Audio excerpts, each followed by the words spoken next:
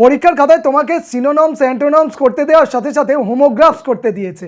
এখন তুমি ভাবলে যে এই হোমোগ্রাফসে আবার কি, অনেকে শুনেছো অনেকে শোনোনি। চলো তোমরা যারা শোনোনি তাদের জন্য এই কনসেপ্টটা ক্লিয়ার করে দিই। হোমোগ্রাফস বানানটা কি? HOMOGRAPHS। এটা কিন্তু একসাথে, আমি সুবিধার্থে একটু আলাদা করে লিখেছি।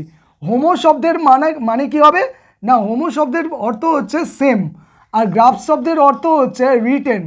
তার মানে তোমরা স্পেলিং যেটা পাবে সেটা কিন্তু সেম পাবে, কিন্তু মজার বিষয় কি জানো, যে এর সাউন্ডগত দিকে তোমরা ডিফারেন্ট পাবে আর হচ্ছে ডিফারেন্ট মিনিং পাবে।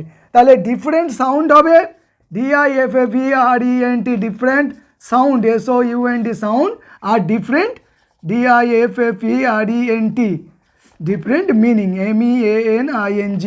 তার ডিফারেন্ট সাউন্ড হলো আর ডিফারেন্ট মিনিং হলো। কেমন? যেমন তোমরা লাইভ শব্দটার সাথে সবাই পরিচিত, LIVE, এটাকে লিভও বলা হয়, লাইভও বলা হয়। লাইভ কখন? লাইভ যেটা আগে থেকে রেকর্ডেড না, এরকম যখন ডেটাগুলো আমাদের সামনে প্রচারিত হয়, মানে সঙ্গে সঙ্গে প্রচারিত হয়, সম্প্রসারিত হয়, ব্রডকাস্ট হয়, সেগুলোকে আমরা লাইভ বলি। আবার লিভ মানে বেঁচে থাকা, বাস করা, একে বোঝায়। তাহলে তোমরা দেখতে পাচ্ছ যে স্পেলিংগত সেম, মানে স্পেলিংটা দেখো, এখানে রিটেনের কথা বলেছিলাম, এগুলো কিন্তু সেম আছে, কিন্তু ম্যাটারটা হচ্ছে দেখো ডিফারেন্ট সাউন্ড হয়ে গেছে দুটোই, আর ডিফারেন্ট মিনিংও হয়ে গেছে। একইভাবে তোমরা দেখবে LEAD, লিড, ঠিক আছে?